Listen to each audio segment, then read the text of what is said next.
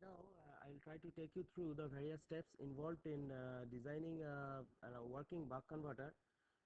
We have taken buck converter because it's the most simple structure and yet the most prevalent one, the one which you will find in most places, most applications.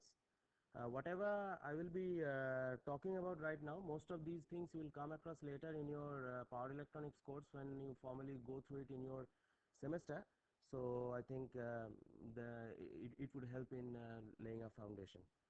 So first we shall assume a simple buck converter like this, and then try to design the various parameters. Simple as though the structure may seem like, yet the designing involves various complications which you will get to know in due course.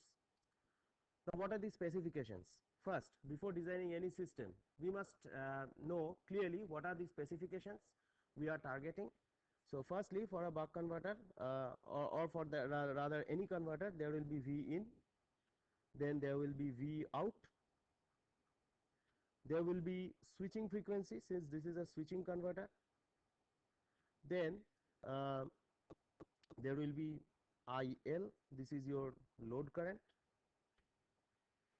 and maybe a few other parameters like your efficiency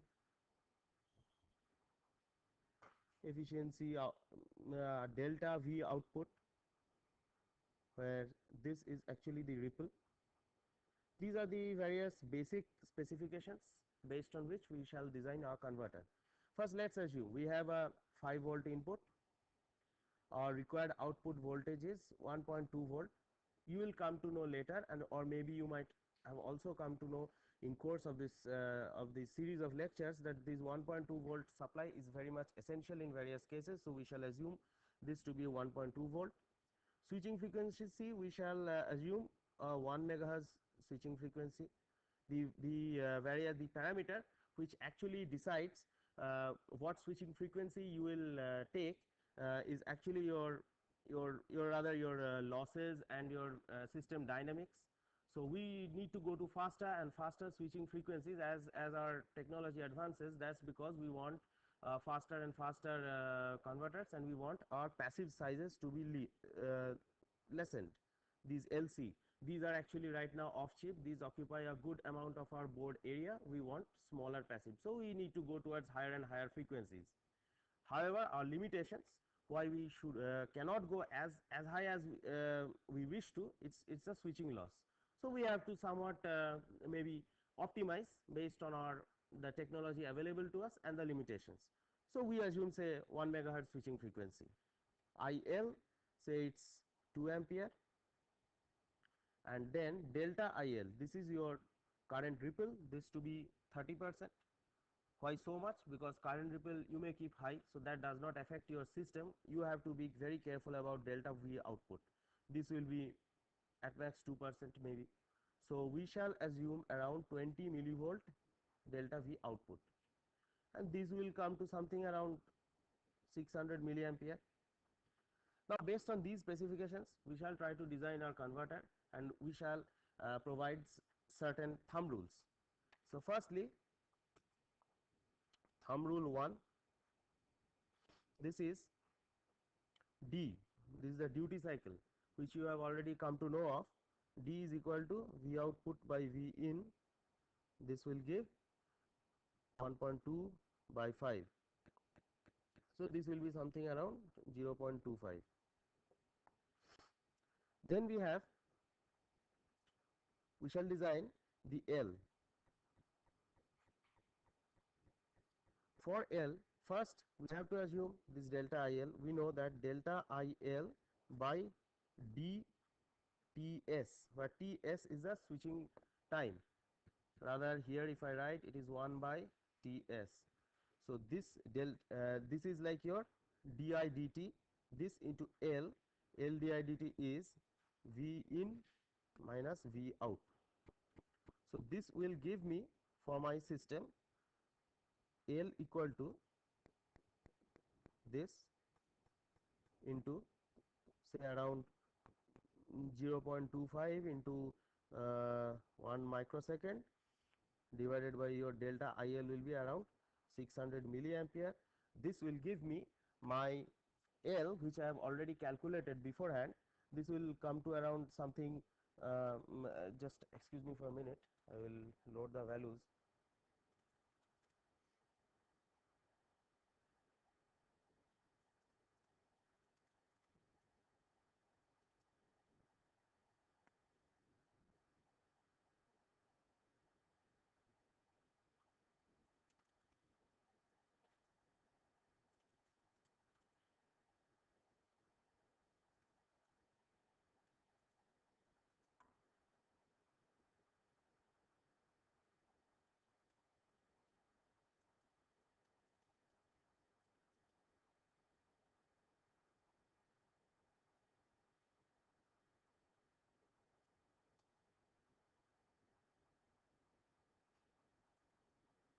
Yes, so it is 1.5 microhenry. We have our target is to get L and C. So we have got L. Next is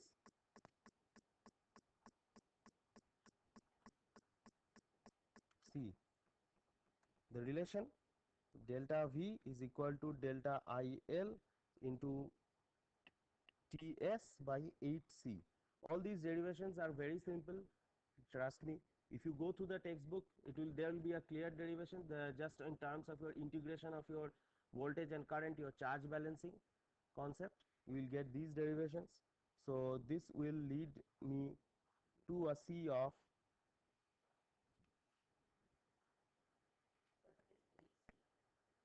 pardon, 8. Yeah, that's 8. You'll get a C of 3.75 microfarad in this case. So we have L and C. So now what we can do, what I shall do, I shall rather try to show you the utility of this control design toolbox in MATLAB, where we can use the special tool. It's called the SISO tool, single input single output tool. Using the SISO tool, we shall rather make our job of designing this converter much easier. Rather, now you might want to ask, then we have designed LC everything, so what is left? So as you might have gathered, that this compensation thing is very important. So why compensation is important? Because we have to stabilize this converter. We will have a target output. Say our target output is 1.5 volt. Now in this converter, what we have shown as load, what we have shown as load as a resistance, in ideal case it will be actually a current load. Okay, there will be a current demand from the load. The load may be a processor, or load may be any other kind of system which will demand huge currents actually. In a typical processing system, your current demand can swing from no load to full load also. So in presence of your large current demand, when the load is sinking large amount of current, we require that our output voltage should remain steady at 1.2 volt. So that means there has to be some control action going on in our system, so that the output, it will start to dip when it will draw large current. Our controller will sense that our output has dipped, it will take corrective action and then settle the output to the required value, and the entire cycle has to be done very fast, and the dynamics has to be according to specifications. So therein lies the real challenge of designing a converter. You will have to build a proper compensator which will actually compensate for all these disturbances. So how to do it? Here also there will be several steps to do it. Firstly, there is something that we call the average mode model of a converter. As you know already, that this converter is a switching circuit which is a non-linear system. So we cannot write a transfer function for it. HS we cannot write. However, until and unless we can express one equivalent HS, equivalent transfer function, we cannot design the compensation and others, because whatever compensator we design, whatever controller we actually study, everything is based on more or less our linear control theory. Okay, so your feedback, your PID, your proportional, or whatever we do, you have to linearize the system. The basic steps of linearizing I won't go into, because that is a bit complicated. That's rather complicated. You will come to know of it in due course. Just assume, just take it that the average mode model of a converter will be just this much, just this LC and this R. Okay, if you take this HS, this will be the average mode model of the converter, this buck converter. However, it is as a word of caution, it is not always that this passive network is the average mode model. For example, if you have a boost converter which is something like this, where your switch is something like here or something this way, so there this LC won't form the average mode model, this model. There the model will be something different. In that case, you will have to go through the actual derivation to get it. Since this is a very simple, I have you can just assume. Okay. So this one will have one particular Bode plot. It will be something like this. This will be your frequency, and this will be your something dB, your magnitude of H. In this Bode plot, here this will be the crossover frequency, this omega. This will be 1 by root over LC. Now, and this slope will be minus 40 dB per decade. Here also we will have certain thumb rules which we shall follow to stabilize this system. What do we mean by stabilize? We need to have certain phase margin and gain margin. Okay. Yeah, I don't know whether you have this concept of phase margin and gain margin very well, but I would rather try to go through it in a very short way. Suppose this is any system, any control system that we are trying to stabilize. Say this will be one our plant HS. We call this is the system that we want to stabilize. We call it the plant. This will be our say input, and this will be the output. This is the feedback. This is the reference. In our case, what will this be? The reference will be the Vref equal to 1.2 volt. Since this is a generic system, this will be the reference input output.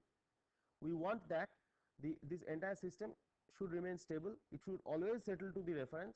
Whatever the changes are there, whatever disturbances come in at various places, the disturbances may be in the form of your load demand, it may be in the form of maybe input supply variations, whatever. So we wanted every time this one should come to V reference. So here when you close the system, you will find your here it will be one negative sign will come, and this negative sign means on minus 180 degree phase. Okay. You must be having the concept of positive feedback. You might be knowing that positive feedback is dangerous. Now suppose if I have a sine wave, say this is the reference thing here, at least whatever sine wave is there. Now this comes back and gets subtracted. In between it will have one phase shift here. Suppose this thing after phase shift becomes this, and then it gets subtracted. So when I add, no problem, this will actually get reduced, because these are in phase opposition ultimately. Suppose the phase is such that the initial value of the sine wave is this, and after phase shift and negative and this 180 degree phase shift due to this negation, it comes back as this. So what will be the result? The result will be something even bigger. Now this thing again, same thing happens, an even bigger thing comes back, and this will be a positive feedback, and your system will become unstable. So there is something here, some concept of phase margin comes in. This is because suppose this gives on minus 30 degree phase shift, and we know that the dangerous is minus 180 degree phase. So some noise or something which comes in here, it can introduce at most minus 70 degree, at most. Okay. So when we close a system, we must take care of various kinds of noises which come into the system, and these noises, what they do, they may introduce phase shift, they may introduce your gain, they may distort our signal in all kinds of way. So we know that if there is a minus 30 degree phase shift in this system, this HS, our we can afford at most one, not minus 70, sorry, excuse me, it's minus 170, 150 rather. So we can at most afford at most 150 degree phase shift through noise. That means we have a phase margin of 150 degree. So this is the way we define phase margin. The maximum amount of phase, disturbing phase, which might be introduced into the system to just make it unstable, that is called phase margin. So when we are designing any controlled system, any controller for any system, we have this specification of phase margin.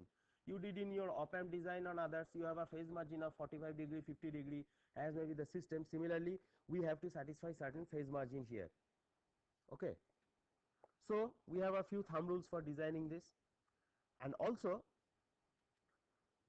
the thumb rule 1, that is UGB, that is a unity gain bandwidth, where it cuts the gain axis, that should be 1/10 of switching frequency. Okay. If our system is a very high frequency system and we cannot afford 1/10 of switching frequency, we may have to do with 1/6 or 1/5. So that may be a bit difficult, but this is a thumb rule we always try to follow, and in our design that we shall do here, we shall try to follow this thumb rule, this 1/10 of switching frequency. That means generally what this will happen is that this will cut somewhere near switching frequency or above switching frequency, this LC Bode plot. So what we have to do, we have to bring it somewhere here. We must bring it somewhere here, or maybe if switching frequency is somewhere here, we might have to say this is 1/10. We might have to modify this curve in such a way that it cuts here. So we need something like this. Okay. So our target modification is 1/10 of switching frequency. This is one target. Another thumb rule 2. Thumb rule 2 is this slope. This must be minus 20 dB per decade, not the 40 dB per decade that we have here. We cannot tolerate 40 dB per decade crossing. So it must cross at minus 20 dB per decade. For that, for this to happen, we do the very first thing when we are asked to stabilize the converter. The very first thing we have to do, we have to correct the slope. In our converter, we have a slope of, I'm drawing the asymptotic Bode plot now. I don't want to draw humps and all in that. Since we have minus 40 dB, we need to make it minus 20 dB. This is the first thing that we need to do. For that, as you can imagine, here we have two poles, two conjugate pair of poles, because our transfer function is something, it's exact, the exact form of the transfer function will be this thing, L by R plus 1. So your standard second order system, there will be two poles here. In order to have it minus 20 dB, we need to have one pole. That means we need to negate, cancel one pole by 1 0. First thing you do, you put a 0 here. Our slope is achieved.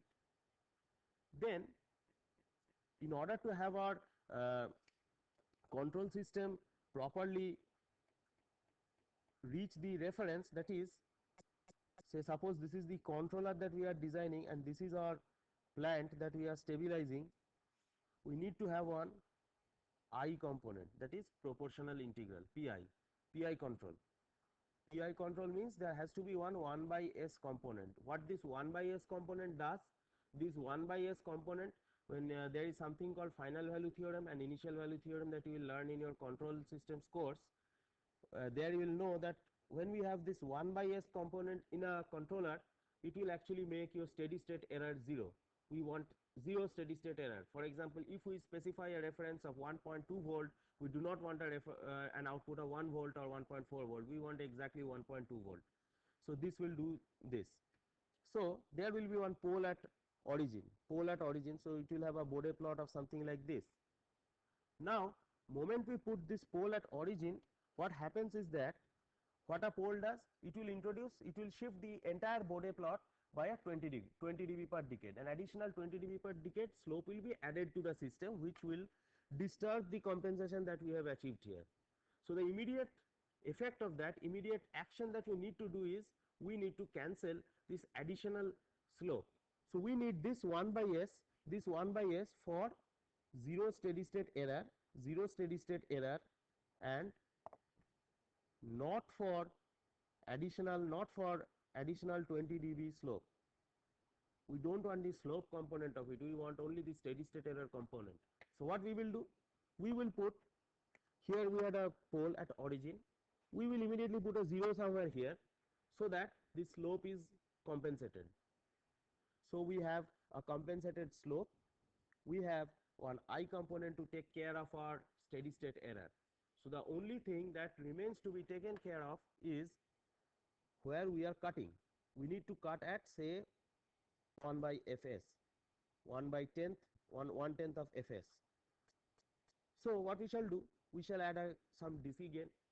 So if we have, as I shall show you live on this CISO tool component of MATLAB, these things, this entire pole 0, these calculations you don't have to do at all. What you will read in books may be that you will have to calculate where this 0 is, you will have to calculate where this pole is, calculate the phase margin. Phase margin you will have to calculate because somewhere your phase plot will run here, and there somewhere it will actually cut your 180 where this gain plot cuts your 0 dB line, there somewhere this phase plot will lie, and the gap between the 180° and your phase plot, this will be your phase margin. So what you will have to do in your standard method, you will have to calculate everything, this complicated four pole system. There will be j omega and all, you will have to calculate the phase margin, and you will have to do everything. As I will show you live on this system, you can do everything graphically and have a very clear understanding of the system, how it is behaving, how it can move into instability, what we mean when we say that this system is unstable in terms of a buck converter. So how an unstable system will actually look like, that we shall show. So we can have a DC gain to fix this your the UGB. The UGB will be set by the DC gain. However, now if we make a list of what all changes we have made, what all additions we have made to our controller, we'll find we will have 1 0 at omega n we have put to cancel the pole. We have one pole at origin, and 1 0 after origin. These are the things we have done. However, if you just have a look at such a kind of system from your basic concept of Routh-Hurwitz criterion and other basic stability criterion, such a system is unrealizable. 2 zeros and 1 poles, that means there will be 2 components on top, numerator, and denominator will have 1 component. So that is unrealizable. So you need to have at least, if you are having 2 zeros at top, you need to have at least 3 poles. So you need 2 additional poles. However, our all behavior criteria is settled. So we would not want to disturb anyway how this system behaves by adding these additional poles. We add 2 far away poles. That's one easy solution that we have. We will add 2 poles somewhere here after the UGB. Whatever happens after UGB, we don't care actually, more or less, because that won't affect your phase margin to that instant. Of course, if we put it very near, if we suppose we put these very near, these might affect phase margin. So you will have to take care of. You will have to put it far away so that the phase margin is not affected, and as also you can get a stable compensator. Okay. So these are the steps that we follow in order to design this converter. So I will show you how you actually go about this system. It's like this. Firstly, we'll have to, as I have shown you, this Vg by S square Lc plus SL by R plus 1, this transfer function. You'll have to define a transfer function, okay, for that. So I have this L, C, and this R. R is the load resistance. We have taken this R because we have 2 ampere specification and we have 1.2 volt output. So we have 0.6 ohms of load resistance. Now what I shall do, I shall simply maybe define this transfer function this way. So I shall define the numerator is Vg, that is 5. I have Vg, I think, yes, I have Vg, and then I have the denominator in standard MATLAB polynomial form. I shall write this S square is L by C, so I have L by C, then no, S square is LC, sorry, S square is LC, S is L by R, then the rest is 1. Oh, this will be multiplied. Okay, this is the transfer function of our this average mode model of our buck converter. Here again a word of caution that if it is the boost converter, please do not assume this simple LC structure as the average mode model. It will be something else, bit complicated calculation. You might want to look at it if you want.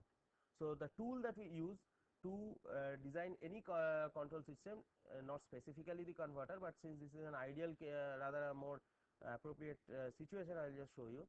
This tool is called SISO tool, single input single output, that's called.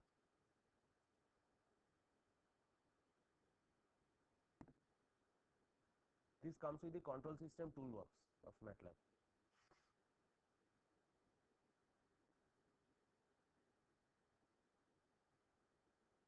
A root locus, if you want to see, you can, but it's generally not needed. So we shall remove the root locus.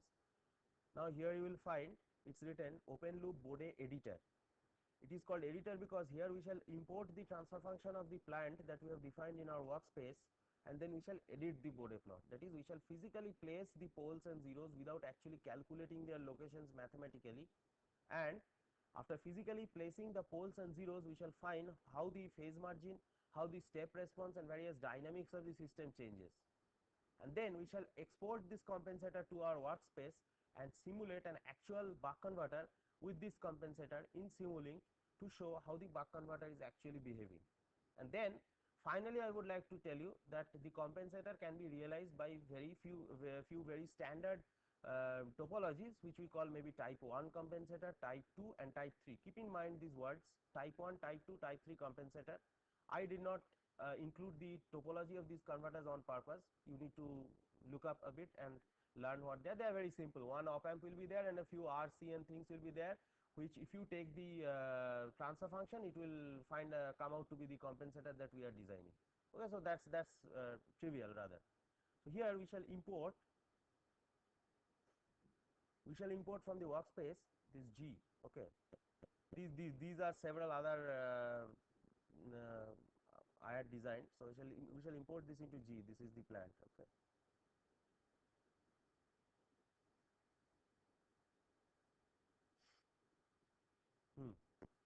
Now several things you see. Incidentally, we have a system which is by itself stable. Okay. First you just take a look at it. However, we are not satisfied. Our phase margin is very poor, 29 degree. We want a good phase margin so that it is robust. It is not it does not go unstable in the face of disturbance. And frequency. This is the UGB. If you are comfortable with the grid lines, I will put on the grid lines. Here in SISO tool preferences, you can set a lot of preferences. Frequency, if you are comfortable with hertz, rather I am also comfortable with hertz. Phase is in degrees. Okay.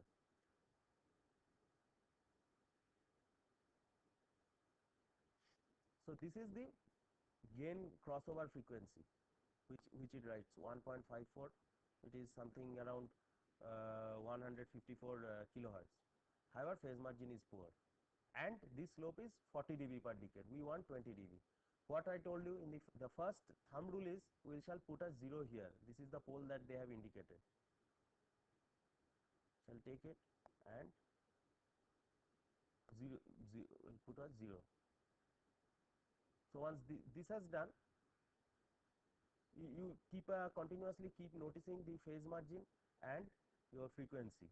And also one thing I want to stress is that you can actually drag these poles and zeros and actually tune your system to get a desired phase margin and desired stability and desired dynamic behavior. Okay. So what we have, two things have happened. This crossover has moved far away. We are designing a 1 megahertz system. So from the 1/10th thumb rule, we need to cross at how much? It's 100 kilohertz. 100 kilohertz we need to cross, and we need to have a good phase margin also. Next, what I told you, we need a 1/s component. So we shall edit this compensator, and we can, as you can see, you can add poles and zeros here. We shall add a pole at origin. This 1/s is represented as 0 because you cannot actually write anything for that omega n and all, by omega n whatever. so they represent it as 0, and we shall add a 0 to just after that in order to compensate the okay, first I shall show you how in what way it will actually affect the curve. You see, it has again become 40 dB per decade. We need to compensate it. We need to remove that additional slope. So we shall put a 0 somewhere in the low frequency region. Okay, 10 to the power 3 I have put just since I find that it is a low frequency point. You have the freedom. It is minus, actually. Be careful with the minus. I sometimes make these mistakes. So it is this. So now what has happened? One thing has happened. The behavior in this region, it has been restored to what we want it to be. Okay. However, the entire thing has come down. You see, some minus dBs have come, and as a result, the frequency, since it has come down here, already it is minus, we will have some hertz of cutoff. So this is one typical problem that has come. So our instinct says that we should raise this BC in order to adjust the cutoff. You see, as I am moving this, your cutoff is changing. Okay, so that's what I told you, the other thumb rule. So I want a 100 kilohertz cutoff, so around something like this I leave it. Okay, I have 102 degrees phase margin, that is quite good. However, too much of nothing is very good. So too much of stability is also not good.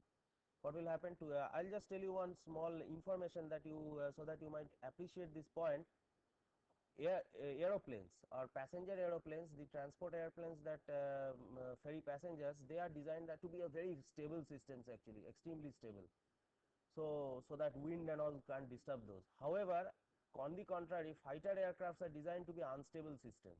Fighter aircrafts are stabilized by adding external forces so that to increase their maneuverability. So fighter aircrafts need to be maneuverable. They need to turn and attack the enemy in any way they want. So they are designed to be unstable. So I don't ask you to design an unstable converter, but it's just to stress the importance of limited phase margin. So we would like to reduce the phase margin, maybe till 60 degree as far as we can. Sometimes it will find that we cannot reduce beyond certain limits. What is left to do in our compensator? We have two additional poles to put. Okay, two far away poles which won't disturb our system behavior, and those two poles we can leverage those two poles to minimize our phase margin to some extent, as you shall see. I select the poles and put two poles here, and maybe you see we have reduced the phase margin to some extent. From 100 something degree it has reduced to 80 degree. So the basic thumb rule is you have to put those two poles beyond your cutoff. Our crossover frequency was this, we have put the pole here. The other pole also we shall put somewhere there. In fact, the other pole won't be needed for our phase margin stuff. It's just because we have to put a pole, we shall put it. Whatever, it's not taking some.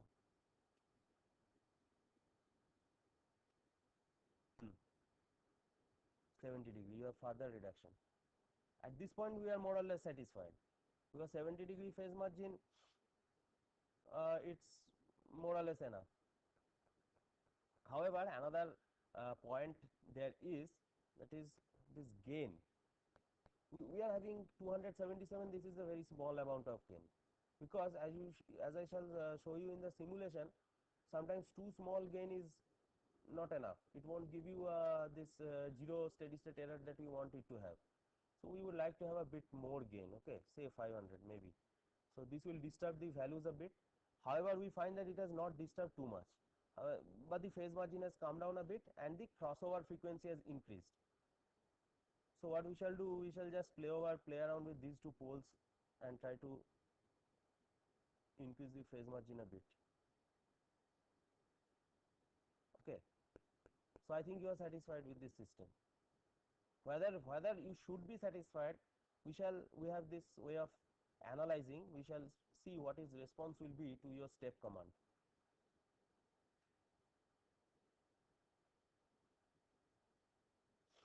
So this is the step response. Okay, so it has taken some 6 milliseconds to stabilize.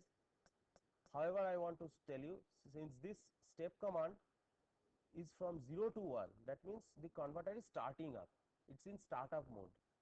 And in startup, as you might have already noticed, or you might have been told, that it is in large signal mode of operation.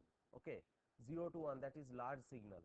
However, all these linearizations, all this control theory that we do, all these HS and transfer function stuff that we do, they are valid for small signal. So obviously startup will take a long time to stabilize. Okay, so then there needs to be no cause of worry to if we find that it is stabilizing after a long time. What is worrisome, what will be cause of for worry to us is if in between there comes a change in load state. For example, load current changes from say 1 ampere to 2 ampere or maybe 1.5 ampere. Then if the system fails to respond quickly, then if it takes several milliseconds to stabilize, then we can understand that our system is not okay. One important point that you might notice from here is that this says this is real time update. This real time update feature you can use very advantageously to actually change these plots and try to see how your system actually becomes unstable. Okay, suppose I remove this 0, let's see what happens. First I would like to export this and save this compensator that I have designed. Okay, here export we will find lots of stuff here. One thing is this F and H, these units we have put to 1. Generally we don't have anything here in a compensator designed for a converter. We don't have any pre-filter. This is called a pre-filter, and our feedback is unity gain actually. So we don't have anything there.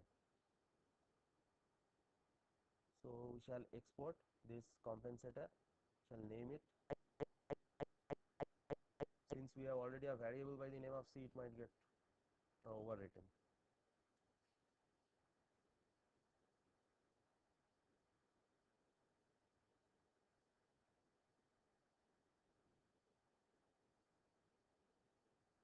Now suppose I remove this 0, I have this eraser tool. You see certain oscillations have come in here.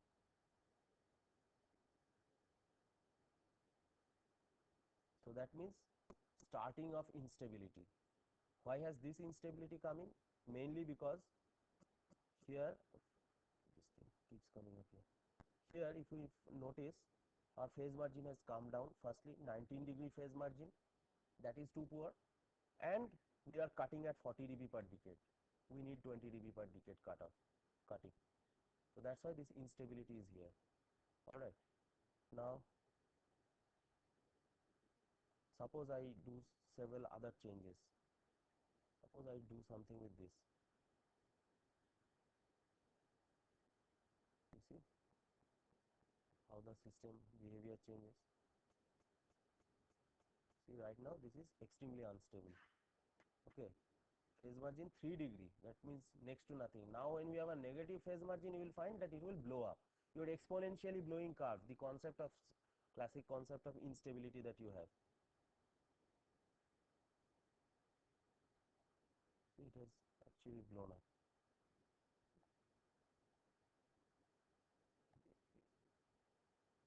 The show instability is unable to show.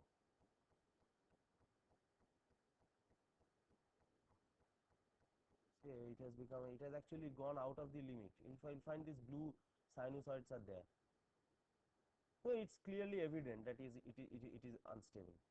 So in this way, using this LTI viewer in CISO tool, this analysis window, you can dynamically design your converter and check its response, how the response is like.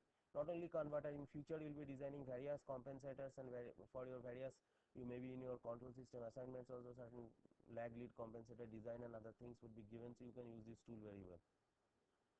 So we have exported this compensator.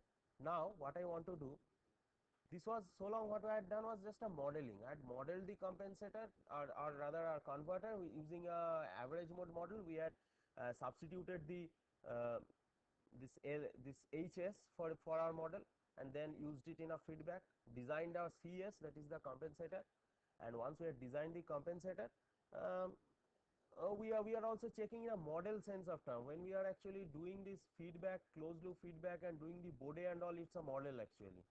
HS, transfer function, that's a model of the converter. Now I want to simulate an actual converter and show you the behavior. In Simulink, I have one this uh, toolbox we have. It's called the SimPower Systems toolbox, and in this SimPower Systems toolbox you have all these elements, LC and switches and all you have. Using this, I have already made this block diagram. I'll open the block diagram and show you. This is the SimPower Systems toolbox. Here there will be several kinds of sources. You can explore this on your own. I will just show you a few elements. There will be this LC branches, these series LC branches. These we shall be using, and we shall set two of them to be 0 or infinity as may be the case. LC we shall remove, we shall get R. If we remove RC, we shall get L, and accordingly we shall do. Then power electronics, there is one tab. There you will find various kinds of switches, ideal switch, diode, these, that, everything you will find. So firstly I shall open my model.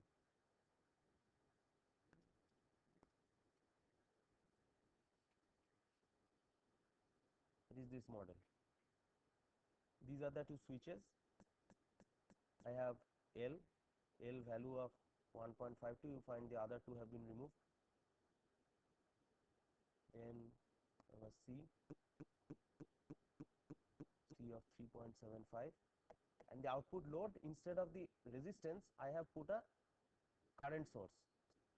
So this is a controlled current source block which is there in your SimPower Systems toolbox. It will let us in the normal Simulink sources and all, these are mathematical sources, mathematical domain signals that are handled in Simulink. It will help us create an electrical source having the characteristics given in this mathematical source. So this is a step of so and so value. This is because I want to simulate the step command, this response to step command of our converter. So I want to show you how a converter can be unstable or can be stable. There's this feedback of the voltage. This is the reference Vref that I had already shown you. This is the unity feedback H. Remember H, I had asked you to keep 1. So this is unity feedback. Here there was this F thing in Simulink, that CISO tool, F was put 1. So here it is 1. This is the compensator. Now this is a standard PWM scheme that Asif might have covered already. This is the PWM, this is the comparator, this is the compensator output which is compared with this sawtooth, and this is the inverter which will actually get this complementary square wave for this switch, which you might also do through having a diode with nothing here actually. So these are two compensatory, your complementary square waves which will switch these on and off. Okay, this is an inverter, simple comparator, whatever is there. Now this compensator, here actually this is an LTI system. This block is available in your control system toolbox menu in Simulink library. There, okay, this is a customizable LTI system block which in which you can specify any transfer function. Since we have already have these transfer functions in our workspace, we shall use it. This compensator, this is the compensator that I had designed. So right now we have also done one new compensator, that is compensator underscore new.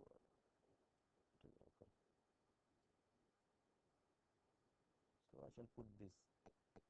Okay. Now let's see, let's simulate. This gain actually I will be needing afterwards. Right now this is not part of the circuit. This is the scope, and simulation configuration parameters you can set from here. All kinds of maximum step size, how up to how much you want to run. Now I shall run this simulation.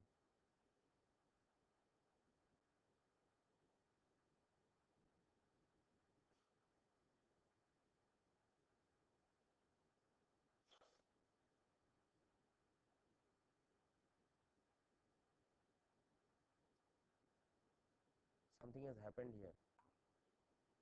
Okay, this is the inductor current waveform. This is this initial starting part. Here you see it has started like this. This is the inductor current, the triangular one. This is the output voltage, and this is your square waves. You see, as the output is rising slowly or falling accordingly, the square waves are getting the width of the square wave is getting modulated. So that's why we call it pulse width modulation. These are the triangular side inductor current waveforms. Then you see it has settled actually. It is slowly settling. So what inference do we make from this behavior? From this behavior, our target is 1.2. It is very slow. So we need a faster compensator. Our compensator is not okay. So we need a faster compensator. So I will just, I have this compensator that I had designed yesterday. So this is a bit faster. So if we change this compensator and re-simulate it, you can find that it's faster in behavior.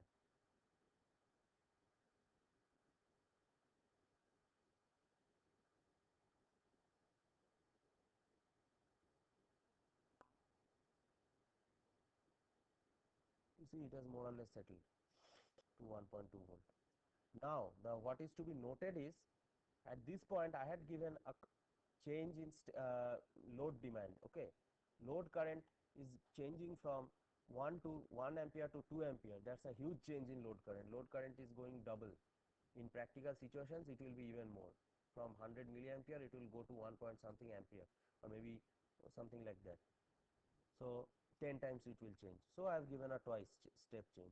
Objective is to see how well the converter actually responds to this call. So if I zoom in near about this change, I find, you see, when this step has come, our output voltage has dipped. So that's the time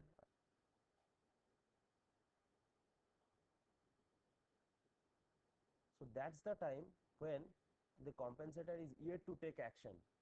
So this is the speed of the compensator. The faster our compensator is, sooner it will start taking action.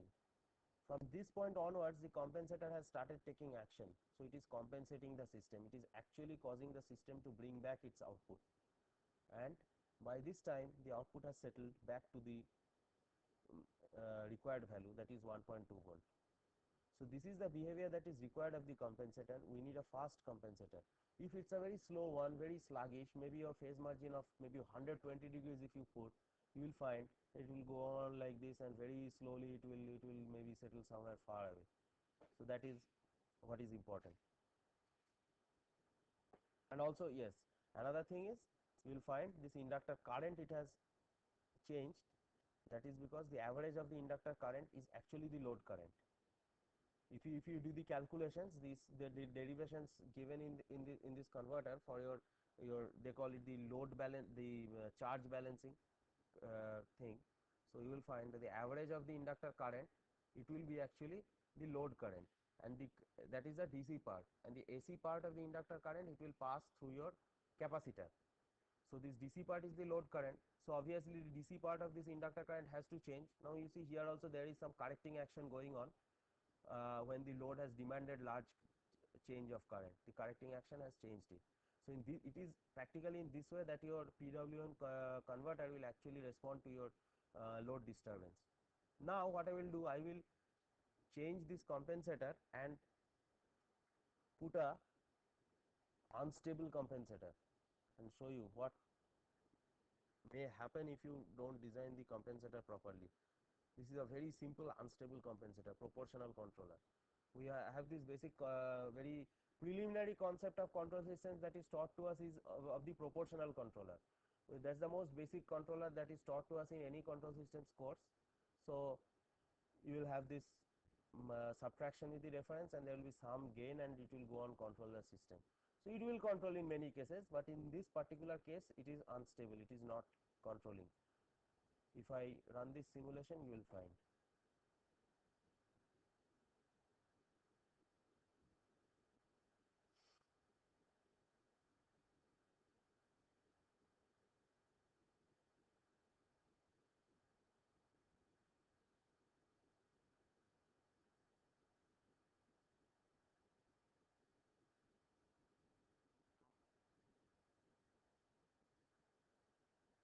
you see, this is what will happen when your compensator is not okay.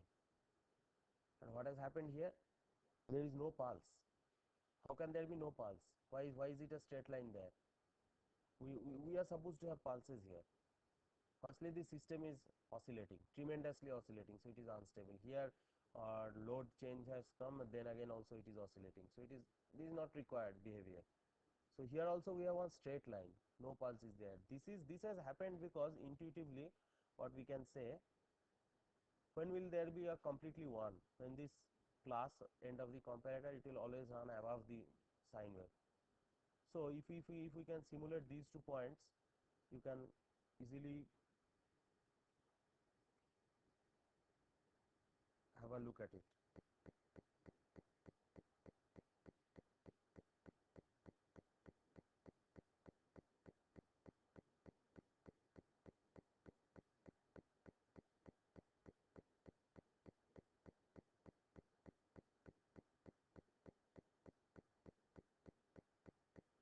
Run the simulation once more. So you will find that it has gone above the sawtooth peak. That's why giving too much of a gain is not okay. So here it has become unstable because of this huge gain.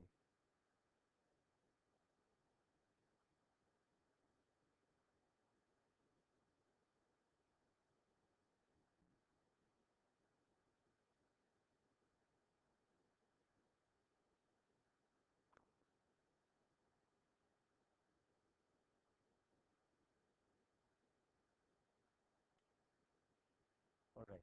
You see here it has gone above 10, this control voltage, and this is the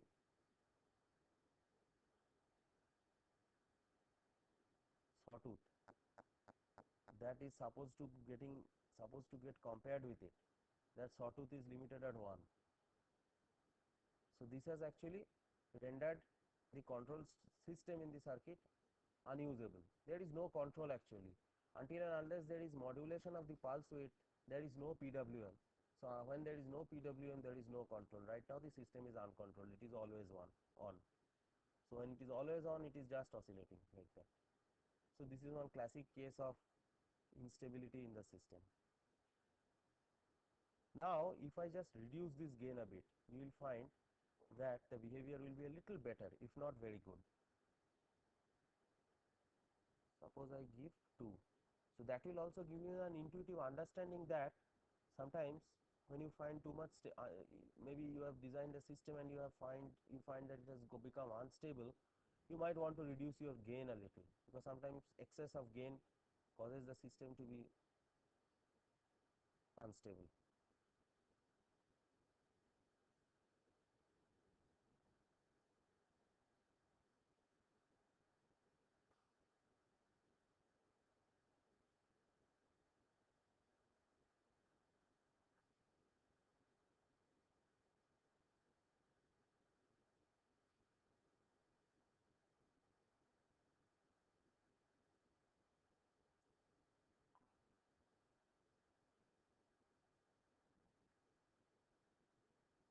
Here also it is unstable. However, this you will find this thing is a little better.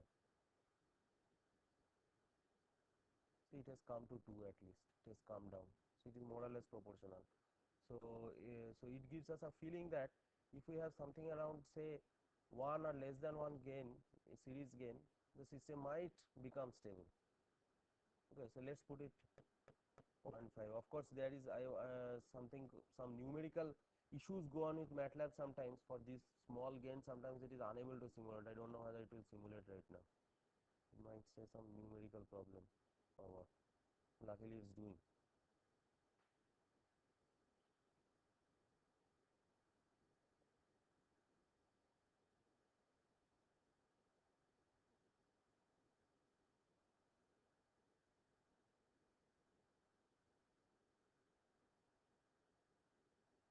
So it is trying to stabilize actually.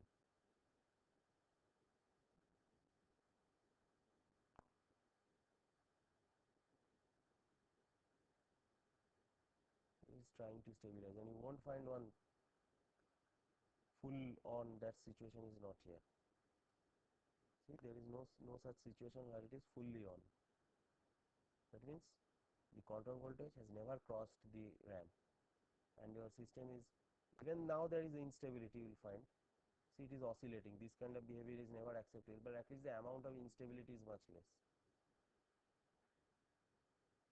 So that's it. That's all that I have for you regarding in this design aspect. You have to keep in mind that these compensator, the 5-pole, rather 3-pole 2-0 compensator that I told you, that's a very standard topology. It might be type 2 or type 3, something like that. 2 or 3. You just give a search. There will be a table of several types of compensators. Several topologies will be there. So if you just do the transfer function of that, it will come out to be there. And then accordingly you have to put your RC values. There will be maybe 5 C's and several R's, or maybe 3 C's, several R's will be there. You will have to set your RC values combinations in such a way that you will get the poles and zeros that we have designed in this. So that's all from the design of converter. If any questions, then please ask. Is it clear, this thing? You might have to practice a bit actually, because designing a converter is one of the toughest jobs actually. The VLSI part of that, this is very easy. In the VLSI part of this thing, you will have to design an op-amp, you will have to design the comparator, you will have to actually design the circuit, the control circuit, the components, you will have to, the power MOS and all. So that is not that much difficult. So the main part is your control system part, the values of RC, what you will take so that your system is stable. Any questions? Then thank you very much, and thanks for being with us with this course till its end. Have a nice day.